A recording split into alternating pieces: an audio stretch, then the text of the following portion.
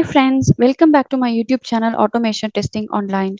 Today's video we are going to explore an amazing feature in Playwright, which is capturing screenshots, videos and use tracing. This is actually very simple. All we need to do is add just 3 steps. With this, Playwright will automatically take screenshots, record videos and generate the tracing files for your test cases. Let me show you how it works. Go to the config file. Here under project, we already discussed about the viewport. So just give a comma and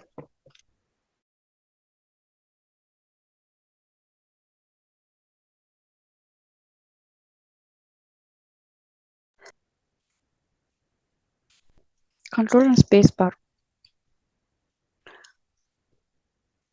So we can give off, on, or any of these options. So I'm going to give on.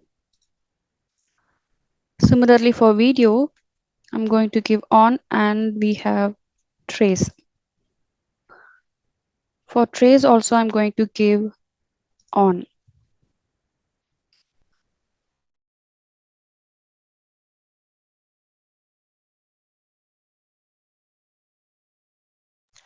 That's it. Let us execute the test case and see the results. I have given this in the configuration level so it's applicable for all the test cases. There's also a separate method available if you want to take a screenshot and save it to a folder. First, I will finish this. After that, I'll show you how to do that. So let's execute our test case. I will go with the error message one. Let's see what happens.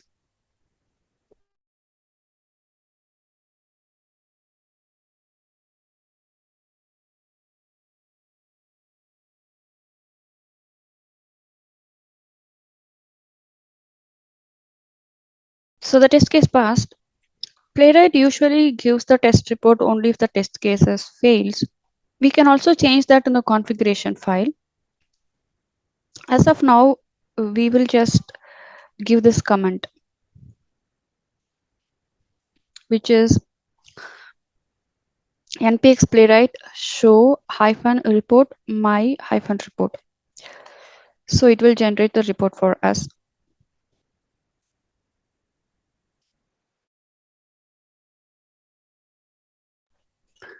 So now we are able to see the screenshot. It has taken the screenshot and it has also taken the video. I'm going to play the video. Let's see what is happening here.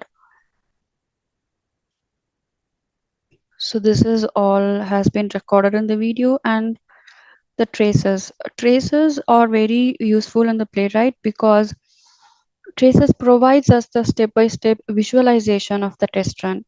So you can see this locator, call, log, errors, all these options. By using tracing, we can easily identify the bugs. It helps in debugging.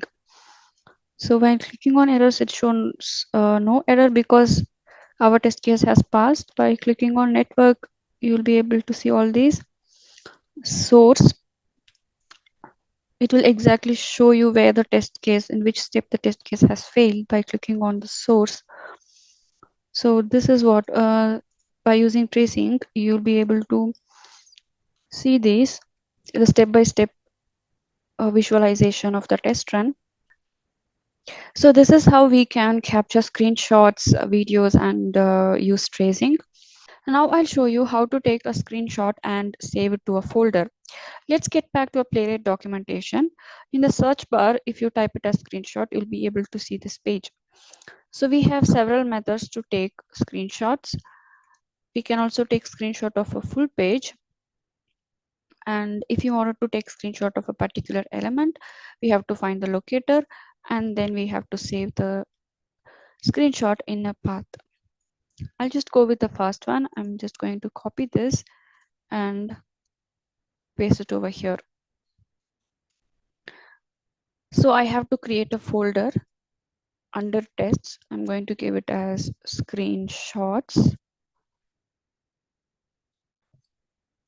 Now I'm just going to right click and copy this path and paste it over here.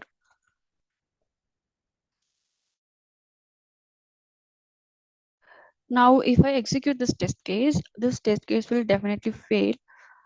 I'll tell you the reason why. Please observe this.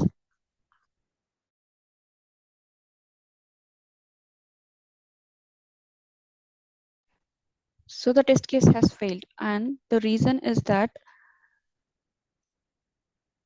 it says it's unsupported MIME type. It means it wasn't able to find the path. So the mistake what we have done here is we should not give the backslash. Instead, we have to give the forward slash. And there's no need for us to give the entire path. I'm just going to remove the first part of the path, and I'm going to change this as the forward slash, forward slash. And don't forget to give the name of the screenshot that you're going to take. Just give this as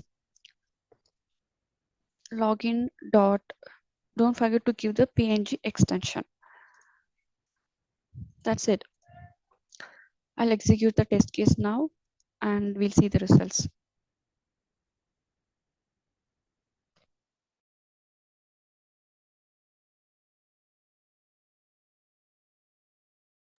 So now the test case has passed, and yes, it's been stored here under the screenshots folder. It has taken a screenshot. So friends, I hope this video was useful. In my next video, we will meet up with a new topic. Until then, keep learning and happy testing. Bye bye.